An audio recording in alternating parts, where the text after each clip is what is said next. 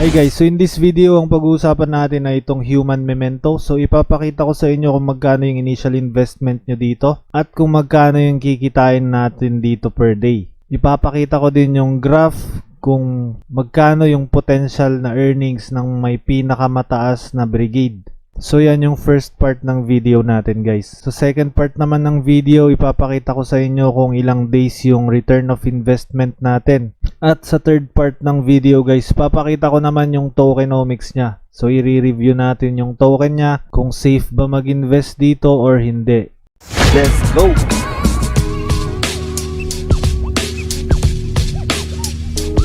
Pag bago pa lang kayo sa channel, huwag niyong kalimutan na i-click yung subscribe button and palike na din ng video and mag-notify kayo para pag may bago tayong NFT game, may bago tayong review, manonotify kayo kaagad. Kung makikita natin dito sa token niya guys, kaya ako naman nalaman itong Human Memento na to kasi ang dami na namang traders dito and marami na ding nagsasabi sa akin na i-review itong Human Memento. Malalaman nyo guys kung maraming traders kapag ganito yung itsura niya. Yung candlestick niya merong mga pahaba na ganito tapos biglang may scalp na ganyan. So pinagkakaperahan na naman po nila yung token nitong Human Memento. Kaka-start pa lang nitong game na to. And masasabi ko namang konti pa lang yung players ng game na to. So fresh na fresh pa ito kasi meron lang siyang 4,281 na holders dito sa Human Memento. So yung mga gustong maglaro nitong Human Memento, masasabi ko na okay pa to. Pero syempre, i-review pa rin natin mamaya guys yung risk naman sa pagpasok sa mga ganitong klaseng game. And guys, Oracle based din ito. Tapos yung Oracle nito guys is real time. Kung makikita nyo kanina 26, ngayon 27 na. So pabago-bago siya. Mabilis yung pagbago ng price ng pag-mint dito sa Human Memento kasi nga real time siya. So yung presyo ng pag-mint ngayon is 27.07 na EPK. And i-convert ko naman yan sa peso. So, 27.07 EPK to USDT. So, estimated lang to guys. Kasi minsan nagbabago-bago din yung price niya. Pero hindi naman ganun kalaki yung pagbabago niya since naka-oracle nga itong game na to. So, ang pag-mint ng isang NFT dito guys ay 1,022. So nakadepende yung swerte nyo dun sa pag-mint nyo guys kung magkano yung initial investment nyo kasi kailangan nyo ang bumuo dito ng brigade. So since bumabagsak na yung token nila guys, ang gagawin ko dito ay mag-mint na ako para makita nyo kung ano yung mga lalabas na mamimint natin. So sana magagandang NFT yung makukuha natin.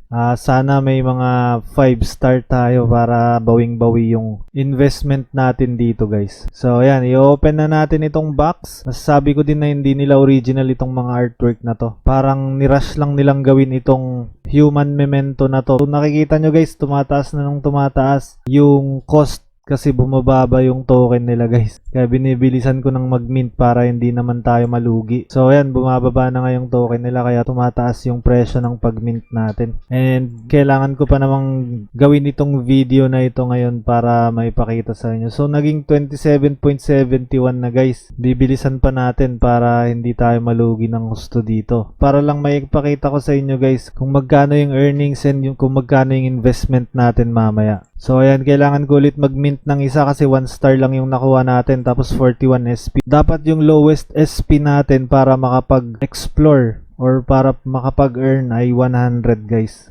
So kailangan kong gawing 100 itong SP natin para makapag-explore tayo. So ayun, may nakuha na tayong 2 star. So ayan, meron na tayong 100 guys, 100 na SP. So ito na yung minimum investment natin. Since meron na tayong 100 plus na SP guys, pwede na akong bumuo ng brigade. Pero try pa natin mag-mint ng isa guys, baka may makuha tayong 4 star or 5 star. Ito yung nakaka-addict dito guys, yung pag-mint kasi para siyang sugal. Depende kung ano yung rarity na nakukuha mo. Kapag 1 star pa ulit ito, proceed na tayo kahit 100 SP lang yung makukuha natin. So ayan, isa na namang 2 star na explorer yung nakuha natin. And feeling ko makaka 200 SP na tayo, so kailangan pa ulit natin ng isang time machine. Kuha ulit tayo ng isang time machine guys para mailagay natin siya sa 200 na SP. Kasi tatlo na yung worker natin eh. So kukwentahin din natin mamaya lahat yung nagastos natin guys. And sasabihin ko din sa inyo kung magkano yung pinakamaliit na pwede nating i-invest. So nakakuha ulit tayo ng 2-star na ship. So, mapapansin natin dito na madamot silang magbigay ngayon ng mga rare na NFTs. And nagmahal na nga siya ng 28.14 yung EPK natin. Pero okay lang yan, sample lang naman ito guys. So, mag-mint ulit ako ng isa. Kasi 4 na yung pwede nating ilagay dun sa time machine natin. So, pwede nating ilagay yung 4 na may mint natin ngayon. Malay natin, baka medyo mataas-taas yung rarity na makukuha natin dito sa isang chest. So, kung ito 1 star pa rin guys, ibig sabihin madamot sila ngayon na magbigay. Ayun, naka 3 star tayo. So, may 102 SP na tayo dun. So, ang next naman natin na gagawin guys, pagkatapos nating mag-mint ng mga explorers natin dito, pupunta na tayo sa brigades para naman i-build na natin sila. And pwede na tayong makapag-explore. Pero since meron pa pala tayong 68 na EPK, i-mint ulit natin yan guys. So, i-mint ulit natin. Bali, yung bili ko lang kanina dun sa EPK natin is $170. So, yun yung parang initial investment natin. So, ang gagawin ko ngayon dito is iuubos na natin yung EPK natin para yun na lang yung initial investment. Pero sasabihin ko pa rin mamaya kung magkano yung pinakamaliit na pwede nating puhunan dito naman sa Human Memento na NFT game. Since nakakuha naman tayo ng 3 star guys, ayun, nakakuha ulit tayo ng 1 star. So, medyo bumababa yung rarity niya. I-mint ko na lang lahat guys yung nakuha natin na EPK. So medyo nalulugi tayo dito sa mga 1 star natin na explorer guys. Pero pag nakakuha naman tayo ng 5 star na explorer, mababawi natin yung nagastos natin kaagad kung siswertehin tayo. So mukhang puro 1 star na yung binigay sa atin guys. Sobrang minalas na siya. So meron tayong 1, 2, 3. And ang mas maganda guys, kung gusto nyong magbuo ng brigade nyo, dapat yung may mga matataas na SP, tapos matataas na level ng time machine. Pero since tinetest lang natin ngayon, ang gagawin natin ngayon ay kung ano lang yung mga nandito, yun yung ilalagay natin dito sa brigade natin. So yan, meron na tayong 102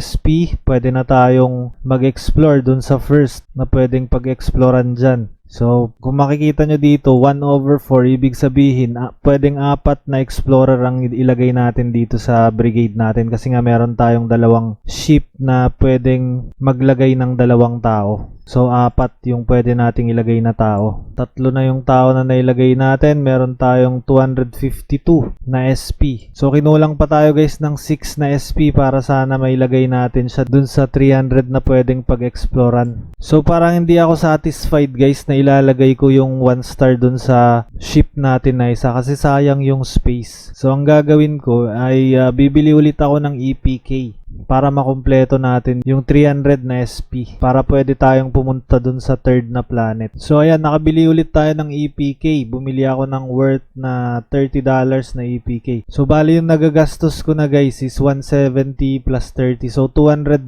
na siya, 10,000 pesos. Try ko ulit mag-mint ng worker. Sana yung mataas-taas na worker yung makuha natin para sumakto siya sa 300. Kapag hindi naman siya sumakto sa 300, nilalagay ko na lang siya guys sa 200 naman na SP. So sa 200 SP lang tayo pwedeng pumalo. Ayun, nakakuha tayo ng 2 star ulit. So pwede na nating i-build yan kasi aabot na siya ng 300 guys. So build now, understood. Click nyo lang yung understood, i-click nyo itong 2 time machine nyo and click nyo yung mga tao. Ipasok nyo lang yung mga tao guys doon sa time machine. And yun na nga, 328 na guys yung SP natin. So pwede na natin siyang i-build. Papangalanan natin to ng Dalarin TV. So create and click natin yung wallet since walang laman yung ating unclaimed. Kapag meron naman kayong unclaimed na reward guys, pwede nyong gamitin yun sa pag-create ng brigade nyo ulit. And pwede nyo din siyang gamitin na pambili ng food. Kasi itong brigade natin guys, kailangan niya ng food tsaka contract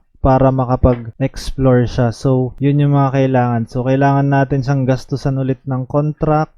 So, i-click natin yung contract brigades. So, ang 7 days guys is 39 EPK. And yung food naman, depende kung saan tayo papalo. So, tignan natin kung magkano yung food na magagastos natin. Ito yung food cost guys. So, sa 100 SP, ang food cost niya is 21. 200 SP naman is 43. and 300 SP ay 66 na food. So yung may pinakamalayo na pwede nating pag-exploran guys ay ito. Ito yung Information Age 4 or number 30. And kung gusto nyo namang malaman kung magkano yung kikitain nyo dito guys, sa number 30, i-check natin ngayon guys sa PooCoin. 529.86 na EPK. So 529.86 na EPK. So, $390 guys yung pwede nyong kitain doon. USD to PHP. So, 19,000 pesos. 19,686 pesos yung potential na pwede nyong kitain doon. And nag-try naman ako dati guys na mag-build doon sa CryptoMites ng hanggang 4,900 na MP. Umaabot siya ng 80 to 100k guys yung nagagastos. Kung gusto nyong pumalo dito naman sa number 30 nila. So ilang days lang guys mababawi nyo yung puhunan nyo na yun. Since kakastart pa lang nitong Human Memento na to kung walang ginawa yung devs na kadayaan sa game nila. So yun nga guys, kukwentahin na natin kung kailan yung ROI ko naman dito sa 10,000 na puhunan ko dito sa brigade natin na 300 SP. So ilalabas na natin yung mahiwagang calculator and punta na tayo sa 300 SP. So everyday guys makakakuha ako ng 15.38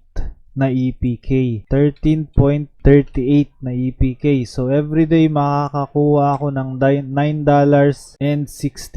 So, ito yung kikitain ko everyday dito sa 300 SP ko. Kita tayo ng 488 pesos. Araw-araw yan guys. Depende pa kapag nag-fail. Pero madalang mag-fail yung nasa baba lang na SP. Yung kadalasan na nag-fail kapag nandun na kayo sa number 30. So, kwentahin na natin guys. 10,000 yung puhunan natin. Divided by 488. Since malas ako dun sa mint ko guys, ito yung pinaka-worst na pwedeng mangyari sa inyo. 20 days na ROI. Tapos, depende pa yan guys dito sa galaw ng token kung aakyat yung token or bababa. So, estimated lang lahat yan. Next naman na pag-uusapan natin guys yung risk nitong Human Memento na game na to. So i-check natin yung audit nila. Audited siya ng Certic. Makikita natin dito na yung findings nila. Makikita natin dito guys na meron silang dalawang medium risk. Ito naman yung centralization privilege tsaka volatile code. Tapos kung makikita natin dito yung votes naman ng mga tao, kung ano yung pakiramdam nila dito sa project na to, dito sa token na to, 80% voted for secure. So secure yung 80% daw dito para sa kanila. Check naman natin yung token sniffer guys. Makikita natin dito na 45 over 100 high risk daw itong token na to. So makikita natin dito na dun sa no prior similar contract. Ito naman yung mga similar contract niya. So yung Stonk, Hashpower, Stonk Dev, Balloon Coin, Ether Stocks, Ether Sucks. So yan yung mga kaparehas niya ng contract. And makikita din natin dito na all other holders possesses less than 5%